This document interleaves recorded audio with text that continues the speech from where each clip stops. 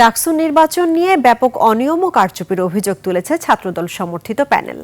সোমবার বিশ্ববিদ্যালয়ের মধুর ক্যান্টিনে আয়োজিত এক সংবাদ সম্মেলনে সাবেক ভিপি পদপ্রার্থী আবিদুল ইসলাম অভিযোগ করেন, নির্বাচনে জালিয়াতি হলেও প্রশাসন কার্যকর কোনো ব্যবস্থা নেয়নি।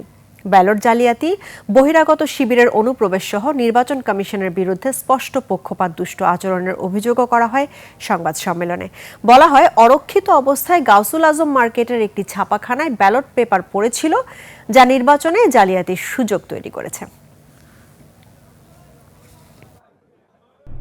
ভোটারদের উপস্থিতি এবং ভোট করার হারের যে অসামঞ্জস্যতা, সবকিছু মিলিয়ে অবশ্যই আমরা কারচুপির দৃষ্টান্ত তো অনেকটা দিয়েই দিয়েছি। ঢাকা বিশ্ববিদ্যালয়ের ব্যালট পেপারকে আপনি কোনোভাবে গাউসুল আজমের নিচতলায় অরক্ষিত অবস্থায় রাখতে পারেন কিনা, সে প্রশ্ন আপনাদের মধ্য দিয়ে বিশ্ববিদ্যালয়কে এবং গোটা জাতিকে, ঢাকা বিশ্ববিদ্যালয় প্রশাসনকে আমি করছি।